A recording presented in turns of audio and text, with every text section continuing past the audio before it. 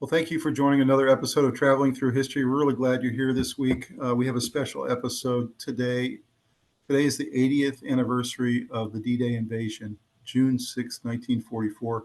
So I thought it was appropriate for us at Traveling Through History to have a special episode for you today to talk about the history of the D-Day invasion 80 years later, and to really honor the men and the supporting women that helped win the war that day, essentially, turning the war from what it was, which was a German-dominated war up to that point, and then it really turned the battle and turned the war for the Allies. And so we're going to go through all the aspects and angles of D-Day and what happened, the planning leading up to it, the actual execution and action on that horrific day, but very challenging day for the Allies, and then all the great acts of valor that these men did, both on that day and then all the days after that, to push all the way into Paris, liberate Paris, and then all the way into Germany and end the war, go and let go many of the Holocaust victims, all the things that America did to liberate Europe after this fateful day. I can't tell you how I felt this morning when I was watching the ceremonies over in Normandy. I've been there myself, and every time I went there, when I used to live in France, I would get choked up when I would look at the beach, and I would look at all of the crosses of the dead servicemen who gave the ultimate sacrifice for our freedom. And I just get choked up every time. And even watching it on TV today, I saw all the assembled leaders from all of the countries that were involved in the action that day. The United States, the UK, Canada, Australia, etc. Many, many countries were involved. But watching them do the 21-gun salute today, and then watching them do the flyover, watching all the speeches, watching the handover from the old veterans, many of whom were still there today, which really surprised me how many were still alive 80 years later. Many of them are 99 or 100 or 102. But there is an official handover from them to the new guard, which are the current military leaders and their troops. And those leaders and troops actually all saluted these veterans that were sitting there, many of them in wheelchairs.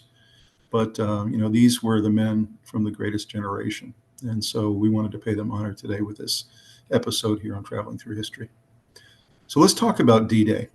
D-Day was the name given to June 6, 1944, which was the invasion of the beaches of Normandy in northern France by troops from the United States, Canada, United Kingdom, and other countries during World War II.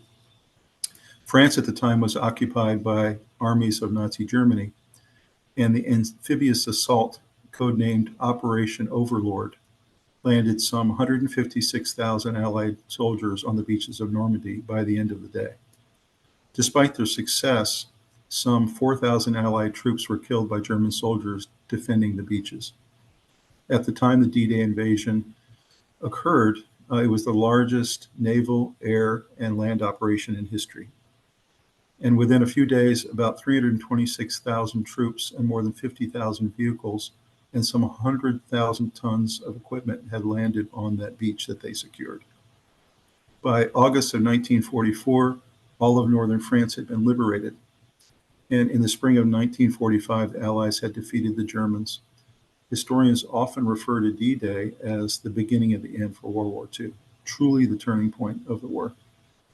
After the World War II had begun, Germany had invaded and occupied northwest France beginning in May 1940. The Americans had entered the war December 1941 after Pearl Harbor, when the Japanese bombed our ships. And by 1942, the British, who had been evacuated from the beaches of Dunkirk, May of 1940, after being cut off by the Germans at that time, were considering the possibility of a major Allied invasion across the English Channel. So you can see 2.5 years before this invasion happened, the Allies had already been talking about and starting to plan it as a major invasion that was going to take a lot of effort and a lot of planning.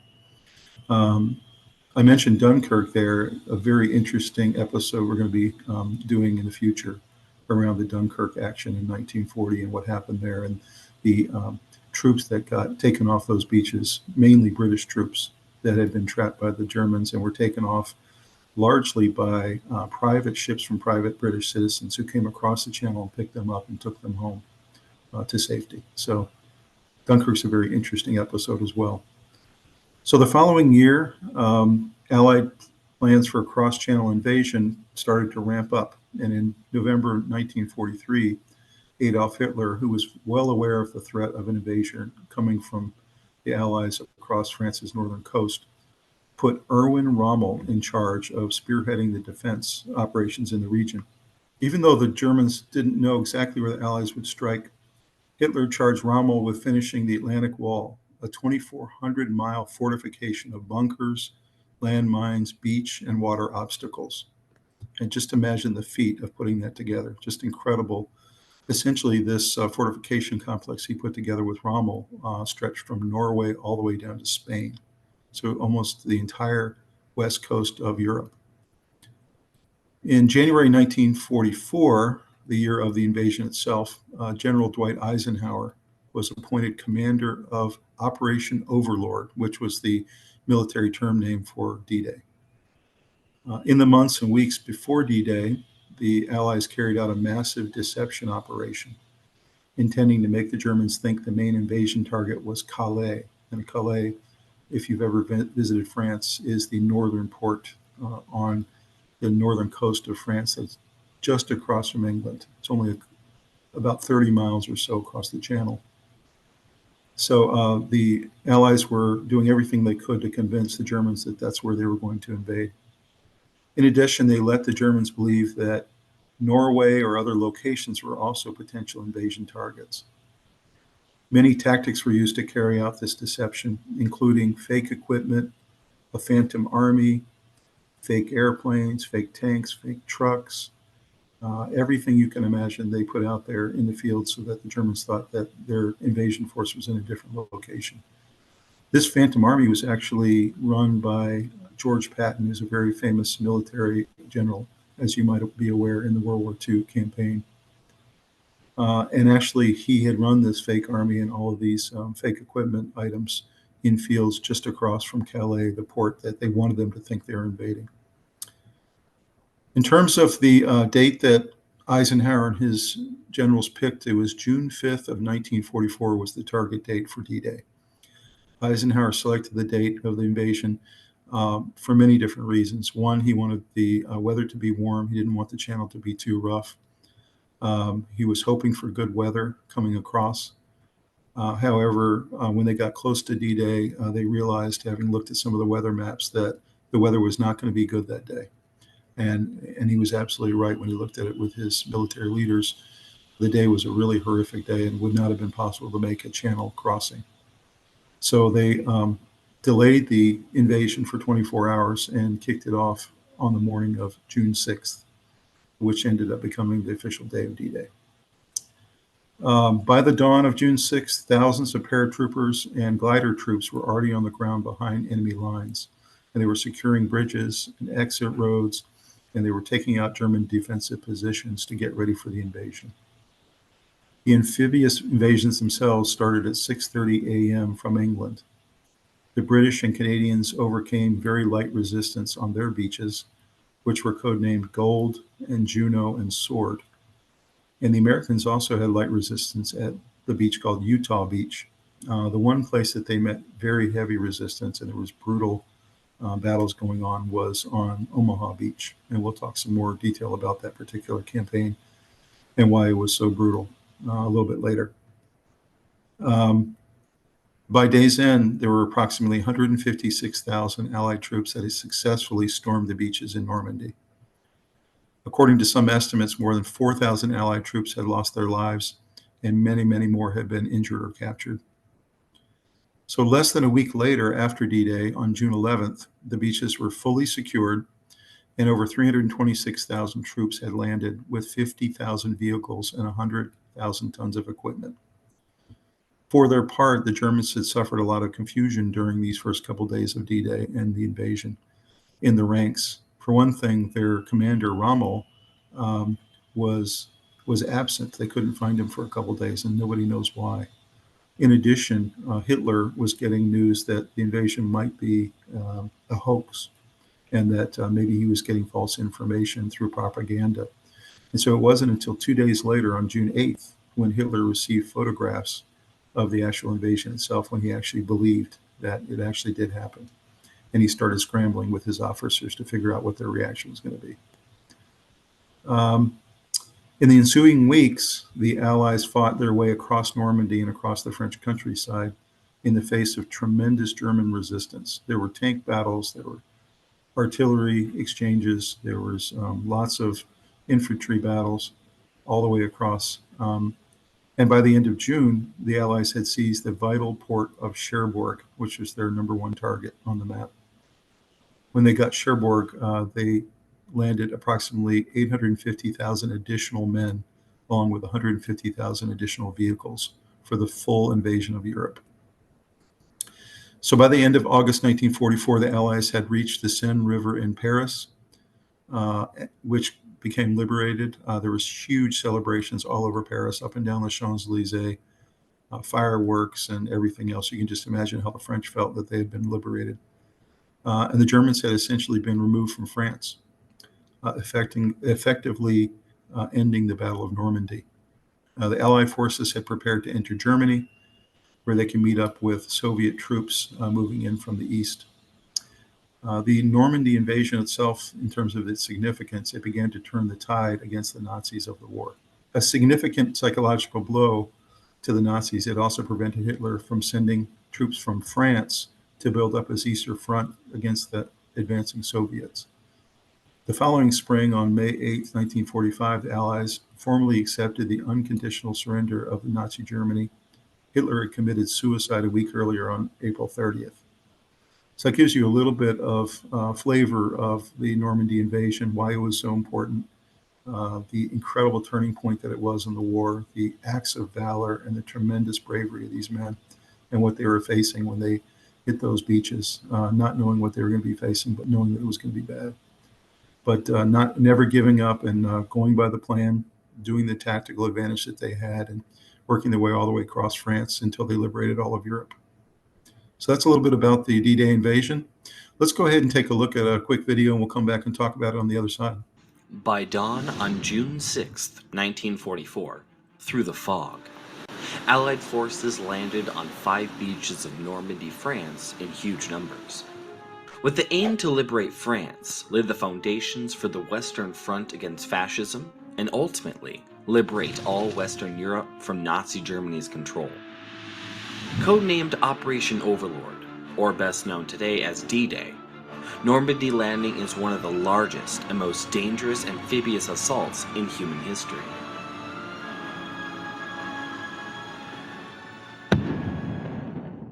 Historical background of D-Day. By June 1940, France had fallen to the Nazis, and Adolf Hitler was gloating over it as the most famous victory in history. With more than 300,000 British troops evacuating from the beaches of Dunkirk in a famous speech, the British Prime Minister Winston Churchill vowed to liberate France from Nazi Germany. A year later, the German invasion against Russia made the Soviets become one of the Britain allies. 6 months after that, America entered the war in an attempt to win it. 2 preliminary proposals were drawn up: Operation Sledgehammer and Operation Roundup. The latter was adopted, but delayed due to the Allied invasion of French North Africa in November 1942, the invasion of Sicily in the following year, and Italy in 2 months after that.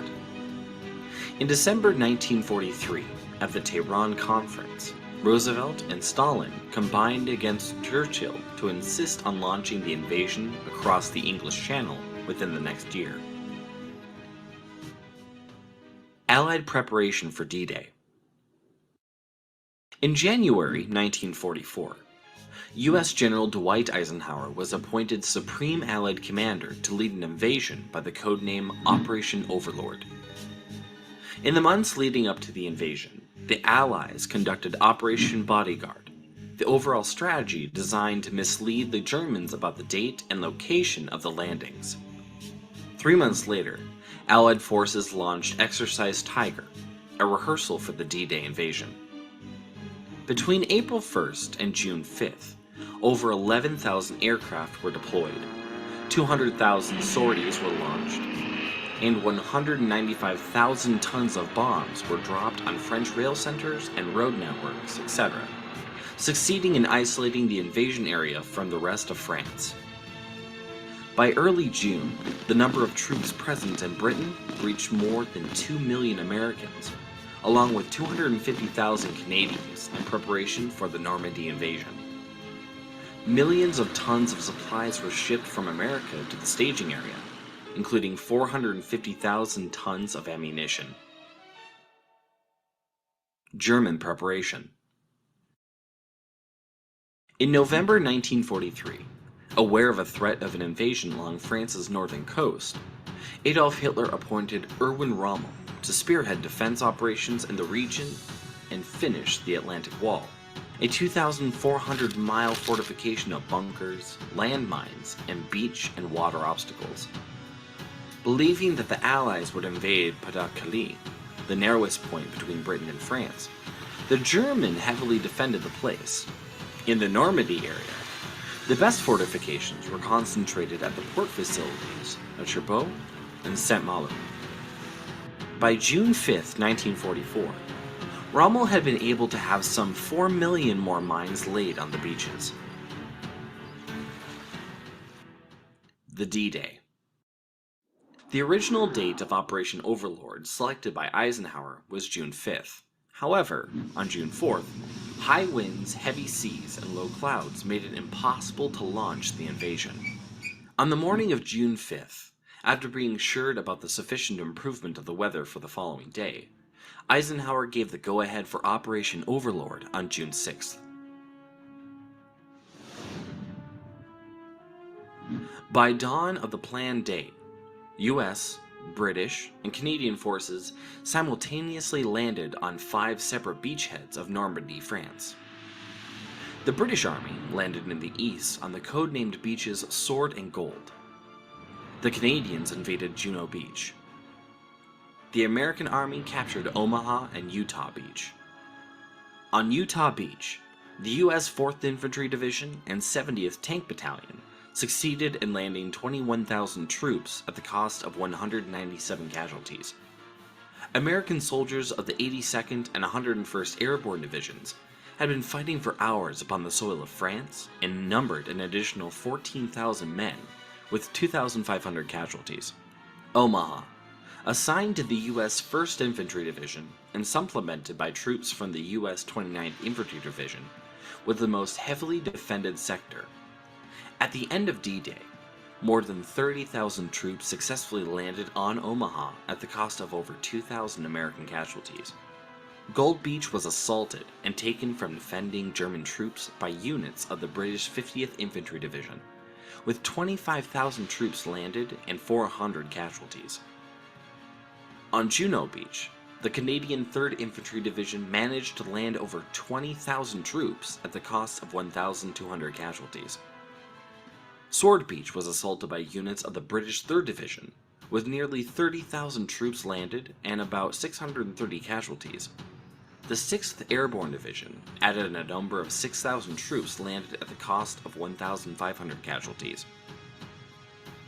In those fateful 24 hours of June 6th, approximately 156,000 Allied troops had successfully stormed Normandy beaches, and Allied casualties were at least 10,000, with more than 4,000 confirmed dead.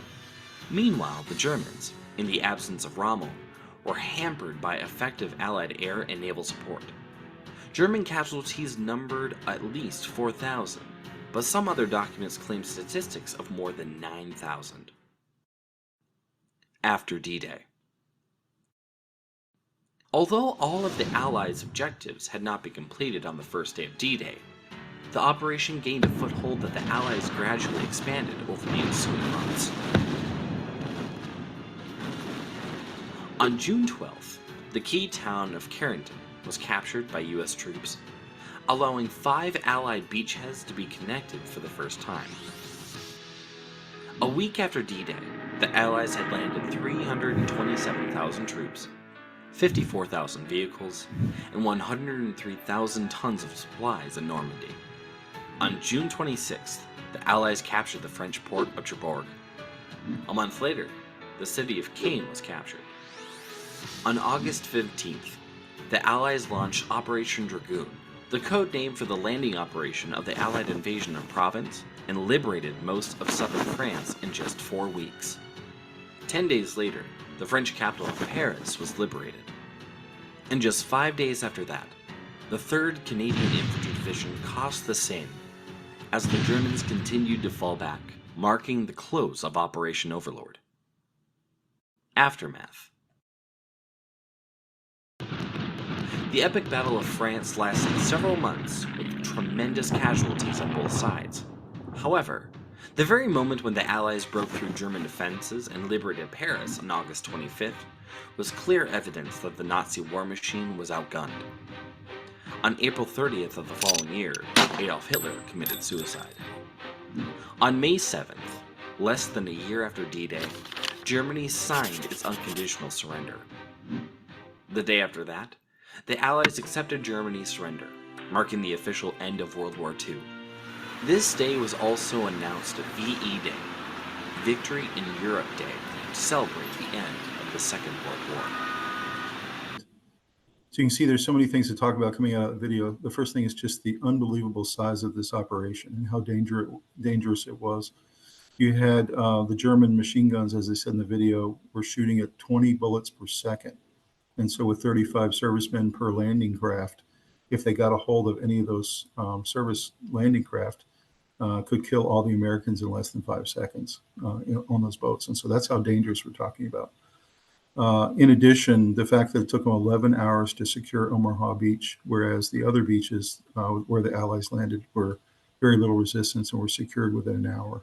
So Omaha Beach is where all the action was. And the fighting was just intense, absolutely incredible to see what these men accomplished, going almost on their bellies, yard by yard by yard, all the way up those bluffs until they finally had surrounded the Germans and pushed them back. Other thing I'd mentioned there in that video was the days after D-Day were even more bloody, and the fighting was more intense than D-Day itself. Many more men got killed or injured in those mile-by-mile skirmishes that they had all the way to get to Saint-Lô, which was their first town objective. After that, of course, they were going after Cherbourg. But you can imagine what the fighting was like day after day after day after D-Day itself, fighting in little village after little village, hedgerow to hedgerow, tank battles, aerial battles, and skirmishes all over the place. So this was really tough fighting, mile by mile. The Germans were not giving up. And the amount of respect I have for what these men did, I can't even put into words.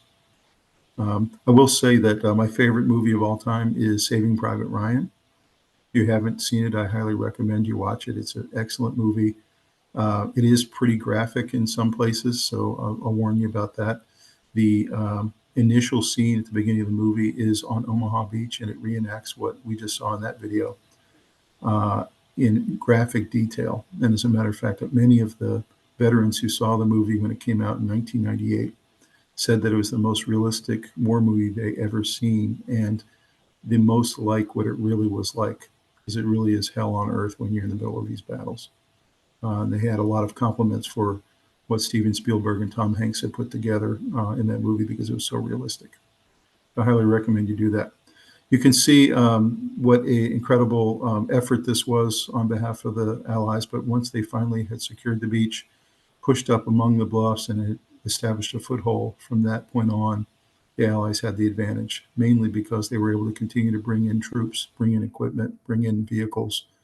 Essentially, it had established the beachhead they needed, and they could push through all the way to the end of, and they could push through France all the way till the point that they got to Paris and liberated the entire country. So let's go ahead and take a look at the 25 interesting facts about D-Day. Number one, D-Day was the largest amphibious invasion in the military world history and still is today. On June 6, 1944, 80 years ago, D-Day was the largest amphibious invasion in history, involving more than 160,000 troops, 5,000 ships, and 13,000 aircraft. It was the turning point in the World War II. You can see a lot of incredible photos here of what these men were facing when they got to the beaches and in these landing craft. These are actually real photos out of World War II archives from D-Day invasion. And you can see the landing craft they had to specially make for this particular battle. What these men were facing, and I can't imagine how scared they were, what they were about to face coming up these cliffs as they met the German machine guns. Number two, weather had to be perfect because of the air support needed to facilitate the amphibious landing. The original D-Day date was delayed 24 hours due to unfavorable weather. Planners considered the phase of the moon, tides, and time of day when to choose a date.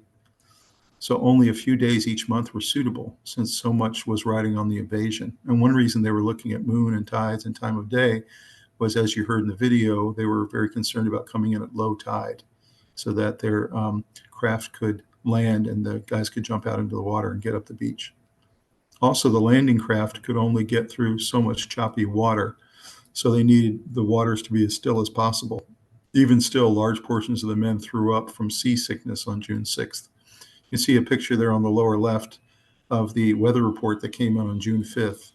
And essentially, the Allied commanders had no choice but to delay the invasion for a day because there was a huge storm that had come in and complicated their planning.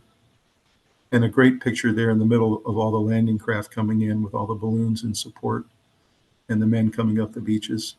And then another picture on the lower right that shows how choppy the ocean was that day, even though they decided to go on June 6th. Number three, deception was used to throw off the Germans. The Allies used a military deception called Operation Bodyguard to mislead the Germans about the invasion's date and location by using fake equipment, a phantom army commanded by George Patton, double agents, and a fraudulent radio transmission program. The Allies were able to successfully make the Germans think they were planning to land at Calais, the French port, rather than on the beaches of Normandy. You see some fantastic photos there of these men that could literally pick up the tanks and the jeeps and the other vehicles because they were blow-up tanks and other equipment. So they really were fake, and late in the field, the German planes couldn't tell the difference. You see a map there on the left that shows Calais, where the Germans thought they were going to be invading, but where they ended up invading down below at the Normandy beaches. Number four, casualties were high, and most were killed on the beach on D-Day. So around 4,400 Allied troops were killed on D-Day, including 2,500 Americans, and more than 5,800 were wounded or missing. Omaha Beach was the bloodiest landing beach, resulting in the high number of U.S. casualties. And we showed that in the video itself, which focused on Omaha. That's where most of the resistance was, and that's where most of the casualties were. You can see pictures there on the top right of a man trying to help one of his comrades who had been shot. And you can see some of the other photos that were from that day of the men struggling to get out of the water and get up on the beach and not get shot at the same time. Number five, beach code names were used as part of the planning of Operation Overlord. The 5 beaches where Allied troops landed were given code names: Utah, Omaha, Gold, Juno, and Sword. And you can see there on the top left, the 1st Division for the U.S. took beach Utah with little resistance. They had the 82nd Airborne Division in support that had parachuted in behind enemy lines. The 4th Division from the U.S. is the one that hit beach Omaha, and they're the ones that received the most resistance from the Germans, as we just showed in the video. 50th Division British got to Gold Beach. 3rd Division Canadian got to Juno Beach, and then the 3rd Division British got to Sword Beach, and all of those beaches were very little resistance as well. I'd mentioned the 3rd Division British were supported by the 4th Airborne Division from England that also parachuted behind enemy lines. 6, terminology in the invasion. The invasion of France on June 6, 1944 was a triumph of intelligence, coordination, secrecy, and planning. The bold attack was also a tremendous risk.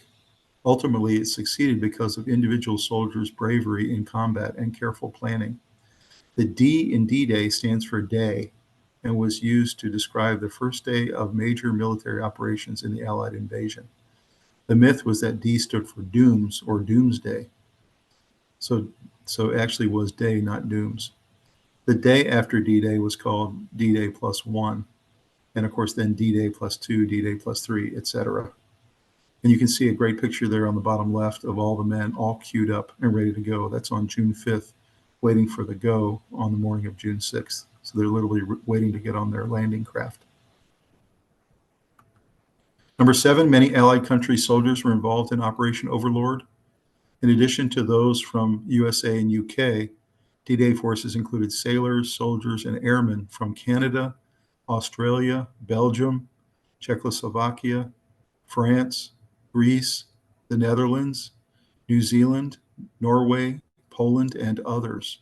You can see all their flags flying there proudly to the top right of all the countries that were involved in this invasion of the beaches. And then on the top left, the D-Day by the numbers graphic, which shows Allied troops 156,000, ships 5,000, vehicles 50,000, and planes 11,000. And total casualties on the Allied side was about 10,000. On the German side was between 4,000 and 9,000. Number 8, Eisenhower was chosen as supreme commander of the invasion. In January 1944, General Dwight Eisenhower was appointed commander of Operation Overlord, which was originally called Operation Neptune in the planning phases.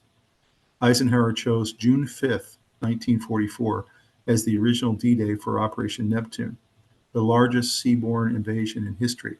But the day got delayed by bad weather, as we talked about earlier, for 24 hours. So early in the morning on June 6th, more than 24,000 British, American, Canadian airborne troops were on the ground behind enemy lines already, securing bridges and exit roads and taking out German defensive positions. The 101st Airborne led the air assault for the United States. At 6:30 a.m., the amphibious landings by Allied forces began taking place on the coast of France. The British and Canadians captured beaches codenamed Gold, Juno, and Sword, while the Americans captured Utah Beach. However, more than 2,000 U.S. forces were killed by facing heavy resistance at Omaha Beach. See some great pictures there of some of the airborne troops that parachuted behind enemy lines, the 101st Airborne and some of the British troops up there on the top left. Number 9, Adolf Hitler had been preparing. You heard this in the video that there was this myth that the Germans were not ready for this invasion, but nothing could be further from the truth. The D-Day landings weren't a simple matter of invading a series of beaches. They were also a landing where breaching Hitler's Atlantic Wall was involved. His Atlantic Wall was a series of impenetrable defenses stretching 1,670 miles from Norway to Spain. Much of this wall is still intact. Concrete turret defenses, anti-landing obstacles, and more can still be found all across the coast. You see pictures there. Up the top left is a modern picture of a gun turret that's still there. The one in the middle is actually a picture from back then in 1944, along with the lower left picture that shows some of the obstacles that were put in the way of the landing that they knew was coming. And then there's a turret in the center there that shows a lot of damage from that day of the battle. Number 10, Normandy in France wasn't the easiest option on the table for the Allies. The Nazis actually considered Normandy to be one of the least likely places for the Allies to attack. It had one of the furthest crossing distances from the UK and had no port. This is precisely why they chose to invade there.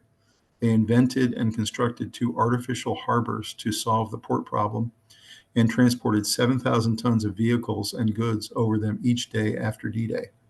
So you can imagine the D-Day that happened on June 6th, but then D-Day +1, +2, +3, etc. There was continued bringing of troops and equipment and vehicles across the channel into these ports and then onto mainland France. Number 11, equipment had to be specifically invented and created quickly. As the invasion was the first of its kind, there was no existing equipment which would carry it out. Not only were the mulberry harbors invented, and we just mentioned those temporary harbors that were used, but so were iconic landing crafts. These had a ramp that dropped down into the sea, meaning the troops didn't have to scramble over the side to get out. You can see some pictures there of the different kinds of landing crafts, some that would carry troops and equipment or vehicles, and some that were just for troops. Number 12, the south of England was transformed to prepare for the invasion. You see some pictures there, top left, of all the supplies that had come in over the course of about a year into England preparing for the invasion. And then a picture in the middle there of all the ships and landing gear and landing craft that had been queuing up ready for this invasion for the men to hop on.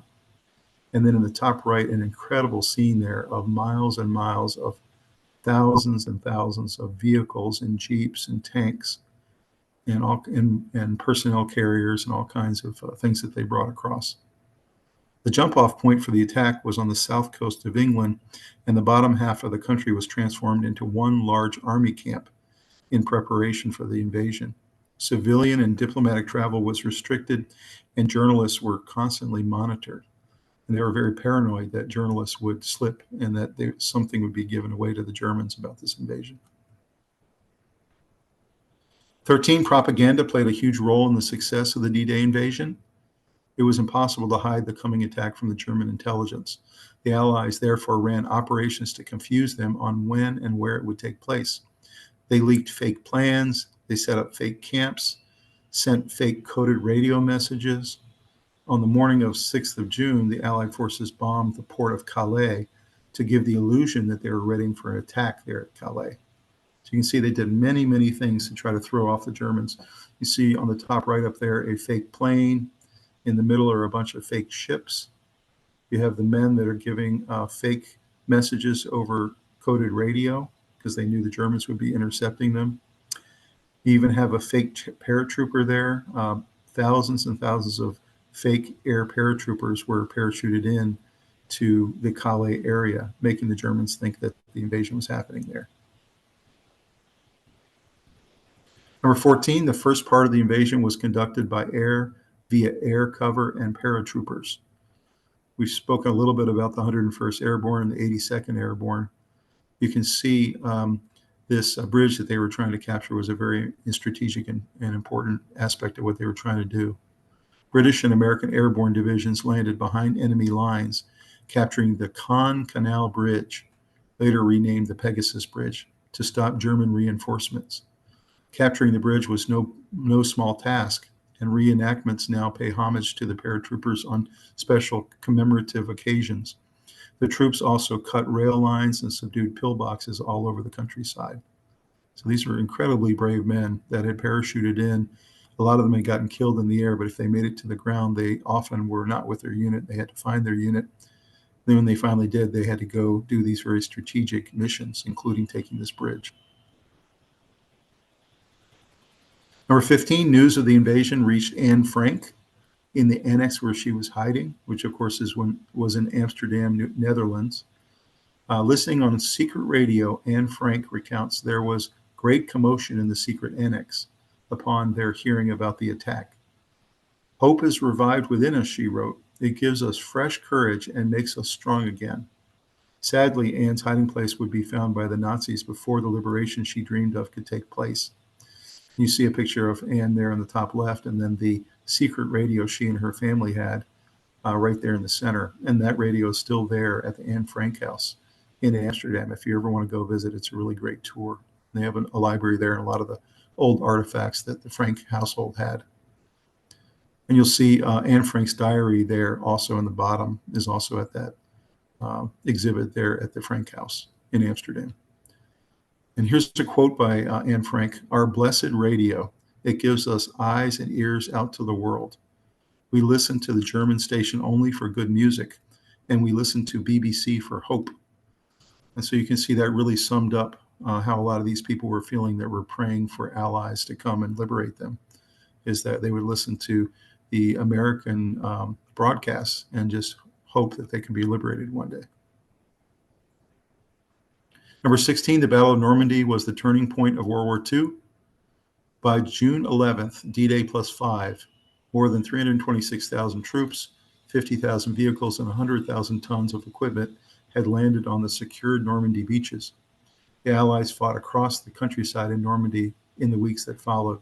They successfully seized the vital port of Cherbourg and landed approximately 850,000 men and 150,000 vehicles in Normandy, and were poised to continue their march across France.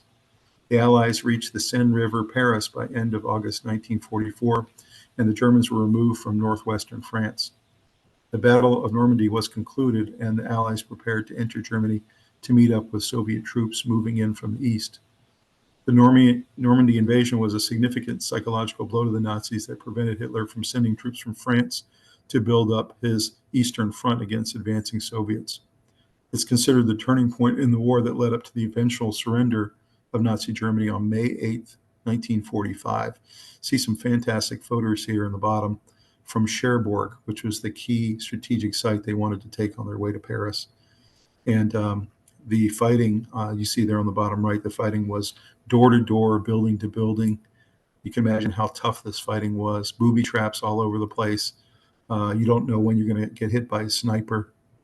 Incredibly, incredibly dangerous work that the Allies were doing when they were liberating each of these French towns. Amazingly, one of our great uncles in my family, Robert E. Lee Moore, we call him Bob Moore, was a reporter during World War II, and he was following the Allied troops 3 days later. So he would get to a town like Cherbourg 3 days after it was liberated, and he'd get to report back to the AP about what he saw. Number 17, there are great memorials to visit to honor D-Day and the impact it had on our freedoms. Today, there are many memorials located in the European countries where Allied forces fought. At Omaha Beach, parts of the Mulberry Harbor are still visible, and a few of the beach obstacles remain. In Normandy, there is the Normandy American Cemetery and Memorial, a couple of museums commemorating the landings and activities of the American airmen in the local area, and also 2 German military cemeteries nearby as well. And I will say, like I said in the opening, that it always gets me choked up when I go to Normandy, especially when I see those white crosses of all the fallen American military men who gave up their lives that day for our freedoms and to be able to win this war and to settle the world back to peace. You see a lot of the great pictures there at this Normandy American Cemetery and Museum and Memorial. And you can see some of the physical barriers on the top right that are still there that were built by the Germans. They're still there as a reminder from the battle. Number 18, there was a full D-Day dress rehearsal. On April 28, 1944, hundreds of U.S. military personnel took part in a rehearsal of D-Day, which was codenamed Exercise Tiger. The rehearsal took place in South Devon, England, due to its similar terrain to the beaches of Normandy. Exercise Tiger was a live fire drill, which is when live ammunition is used to recreate a realistic military scenario. Unbeknownst to the Allies at the time, German torpedo boats attacked right at that same time, which was not only deadly, but also caused confusion among the troops, resulting in friendly fire accidents. In total, 749 servicemen, 551 U.S. Army, and 198 U.S. Navy were killed during this exercise. Many were either shot accidentally or servicemen drowned or died of hypothermia in the cold sea while waiting to be rescued. So you can see this dress rehearsal was a complete disaster in every way. I mean, there was everything that could go wrong went wrong. Men shooting each other accidentally, men drowning, dying of hypothermia. So in reality, they considered actually pulling back and putting off the June 6th date for a while because this had gone so badly, but they decided to push forward and go ahead with the invasion. There's a really great book there by Cornelius Ryan you should check out called The Longest Day, really fantastic summary of June 6th and the days beyond. Number 19, decoding Enigma messages and the Bletchley Park's involvement were pivotal. In the lead up to D-Day, Bletchley Park's code breakers, and you see some pictures of them on the top left. These were code breakers, mostly women. They were working constantly on breaking the code of the German messages. They had been collecting intelligence on the Germans. As a result, they were able to decode vital information, such as the movement of German troops, any military threats at sea, and the German military's reaction to the invasion.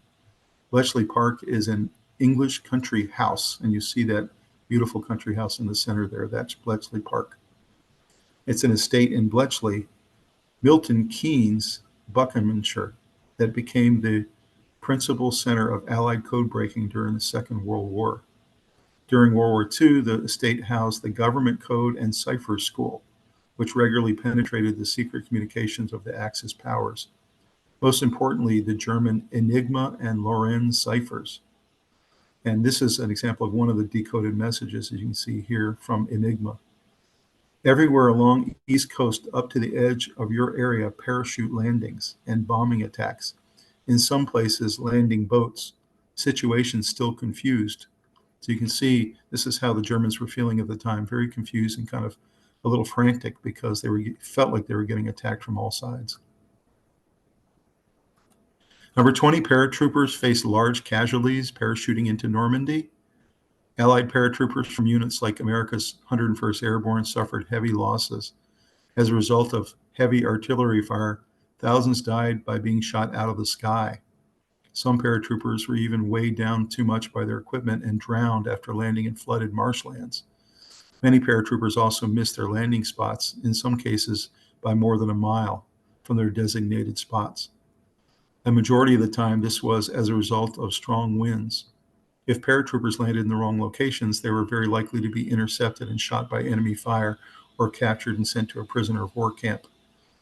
Douglas Dougie Baines was part of the British parachute regiment and was dropped in the wrong landing area. He landed in and dried out, but boggy river diver. A local farmer was able to rescue Dougie and his comrades. Sadly, the farmer was later captured and shot for helping the British. Dougie was eventually captured by the Nazis, but managed to make a remarkable escape and join the French resistance. You see some great pictures here of the airborne coming in their parachutes, and as I said here, many of them died in the air because of flak. And you see a picture there of Dougie Baines getting a much-deserved award from the British Air Force for his bravery and valor. And you see a picture there of the airborne, 101st Airborne's logo, the Screaming Eagles. 21, barrage balloons helped protect the Allies. Barrage balloons, more commonly known as blimps, played a significant role in the protection of the Allies. They were attached to many of the Allied ships and landing craft while crossing the English Channel from southern England into Normandy. The oncoming barrage balloons served as aerial defense against German planes, which had to navigate carefully to avoid collisions. Bombs were attached to the balloon line, so if Luftwaffe struck a line, it would detonate. And you can see some of the examples of the balloons here. There's a drawing of one of the balloons in the center there, and then to the right, some of the balloons flying over the countryside. And then finally, on the bottom left there, the landing itself with all the landing craft and the balloons that were attached to those craft. Number 22, there are only a few D-Day veterans left. The greatest generation is considered the people born between 1900 and 1925. There are estimated to be only a small number of British D-Day veterans alive in 2024, potentially less than 100, according to the latest numbers from British D-Day veterans heading to Normandy this year.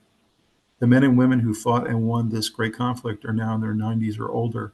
According to the U.S. Department of Veterans Affairs, 102,550 of the 16.4 million Americans who served in World War II are alive as of 2024. American D-Day veterans who were there that day, June 6th, alive are down to about 2,400. These men and women in support are a treasure to our country and are our greatest generation. And you can see a couple pictures there of the veterans at some of the memorial events that we have every year. And when I watched the event this morning, I was pretty blown away to see how many of these veterans still made it to the 80th anniversary. Many of them being 99 or 100 or 102 or 104. And these guys, most of them in their wheelchairs, still made the effort to go over to Normandy and be part of the event today. And I would mention a really good book by Tom Brokaw there on the top right. It's called The Greatest Generation. Really fantastic book. And it talks about this group of individuals that got us through two world wars, World War I and World War II, and what they meant to the future of our country and to our freedom. Number 23, Overlord opened the long-awaited second front against Germany. The defeat of Germany was acknowledged as the Western Allies' principal war aim as early as December 1941. Opening a second front would relieve pressure on the Soviet Union in the East, and the liberation of France would weaken Germany's overall position in Western Europe. The invasion, if successful, would drain German resources and block access to key military sites. Securing a bridgehead in Normandy would allow the Allies to establish a viable presence in Northern Europe for the first time since the Allied evacuation from Dunkirk in 1940. You see a picture there on the top right of some of the Allied troops after D-Day rolling into one of the French towns. And then, of course, the D-Day landing there in the middle. And then the two pictures on the bottom, you'll see the one to the bottom left are thousands of troops waiting on the beaches in 1940 during the evacuation from Dunkirk. And I actually have an episode on Traveling Through History coming up in a couple of weeks about Dunkirk. It was a really fascinating battle and situation there at the beginning of the war. And you'll see bottom right some of the small boats that came over from England by just normal citizens who brought their boats over to help evacuate these men off of the beaches in 1940. Number 24, the invasion of Normandy was the most complex and involved operation in world military history. A command team led by American General Dwight D. Eisenhower was formed in December 1943 to plan the naval, air, and land operations. Deception campaigns were developed to draw German attention and strength away from Normandy. To build up resources for the invasion, British factories increased production in the first half of 1944. Approximately 9 million tons of supplies and equipment crossed the Atlantic from North America to Britain. A substantial Canadian force had been building up in Britain since December 1939. So you can imagine Canada was building their force there for 5 years before the invasion. And over 1.4 million American servicemen arrived in Britain during 1943 and 1944. So same thing for the Americans. They had been building this force over in England for 2 years before the invasion. The United States under President Franklin Roosevelt had been building up their military forces, where they had 400,000 men in 1942 to over 5 million standing army in 1944, which was an incredible ramp up that took the whole country's effort. And you can see a picture of Roosevelt there on the top right giving one of his famous speeches rallying the country around our World War II efforts. And then on the bottom right there was the speech December 7th, 1941, that he gave to Congress, where he essentially said that it was a day that lived in infamy when Pearl Harbor was struck by the Japanese. And essentially there was no turning back now, that we were going to be declaring war on Japan and on the Axis evil countries like Germany. Number 25, D-Day depended on Allied control of the Atlantic Ocean. This control was finally achieved in 1943 through victory in the Battle of the Atlantic.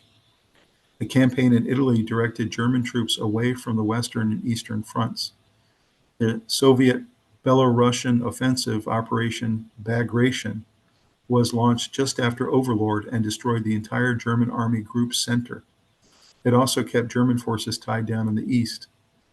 10 weeks after D-Day, the Allies launched a second invasion on the southern coast of France and began a simultaneous advance towards Germany.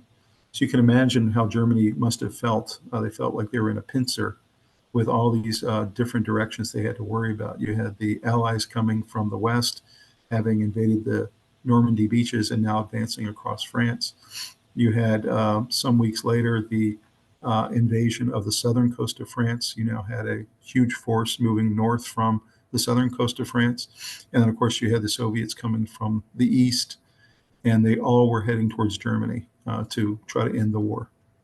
See some great pictures there of the Atlantic Ocean and the different landing craft that were coming in on the beaches. The picture to the center right are thousands of ships that were sitting out there in the water. You can just imagine what that must have looked like if you were flying a plane over it. And highly recommend this book on the bottom right by Craig Simmons called Operation Neptune. And it talks about the pre-invasion planning and the invasion itself, and then all the way into the victory of the Allies. The greatest war movie ever made was inspired by D-Day and was directed by Steven Spielberg with Tom Hanks as the lead actor.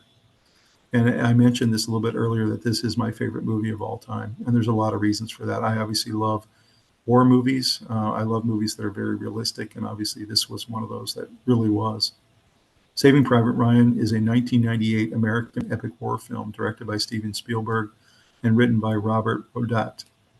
Set in 1944 Normandy, France during World War II, it follows a group of soldiers led by Captain John Miller, who was played by Tom Hanks, on a mission to locate Private James Francis Ryan, who was played by Matt Damon, and bring him home safely after his three brothers had been killed in action in the war. So this was a unwritten rule back then that if your family lost all of your family members and you had one left, that individual got to come home immediately. And so they were trying to find Private James Ryan to send him home because his three brothers had already been killed in action. The movie opens up with one of the most realistic and intense scenes ever filmed on Normandy's Omaha beach. And you see a picture there of Steven Spielberg at the top, directing and filming this incredible battle scene, and a couple of pictures down below of the scene itself. This scene took 4.5 weeks on the beaches of Normandy to finish this particular scene. And it was just unbelievable if you watch it. It's really only about 15 minutes of action, but to think 4.5 weeks of filming. The cast also includes Edward Burns, Tom Sizemore, Barry Pepper, Giovanni Ribisi, Vin Diesel, Adam Goldberg, and Jeremy Davies, and many other great actors as well. And you can see on the bottom right, Saving Private Ryan won 5 Academy Awards. So this really was something else, and highly recommend if you haven't seen it. I will say it is pretty graphic, so be prepared for that, but definitely worth a watch. Spielberg and Hanks teamed up again for the award-winning HBO miniseries called Band of Brothers. Band of Brothers, subtitled E Company, 506th Regiment, 101st Airborne, From Normandy to Hitler's Eagle's Nest by Stephen E. Ambrose, was an examination of the parachute infantry company in the 101st Airborne Division in the European theater during World War II. While the book treats the flow of battle, it concentrates on the lives of soldiers in and associated with Easy Company.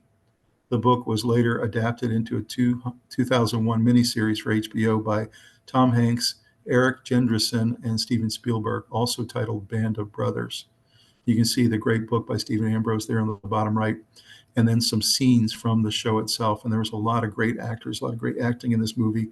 It was filmed in a very similar style to Saving Private Ryan, but done over, of course, several series episodes that really show you from the beginning of the D-Day invasion all the way through when they liberated Germany. Really great show, highly recommended. So hopefully you enjoyed that and you learned a lot about D-Day, about what happened that day, the valor, the incredible bravery by these men and what they sacrificed, many of them giving the ultimate sacrifice for all of us and for our freedoms. And then hopefully you'll want to study some more about D-Day and about World War II in general. One of the great wars in our history, really helped form us as a free country. It saved Europe and saved the Western civilization as we know it, and really saved our freedom overall. I highly recommend, if you get a chance today and every day, if you meet a veteran or see a veteran, whether they're a World War II veteran or a veteran of any other war, stop them and thank them and shake their hand and thank them for what they do for us in sacrificing for our freedoms. And I can't recommend enough that you do that. It really means a lot to them as well. So thank you very much for joining today. Please like this video. Please subscribe to our channel. We have a lot of great more content coming your way. And really appreciate your attention today. And again, I just give all of my respect to those men and supporting women that served us so admirably on D-Day. Have a great night.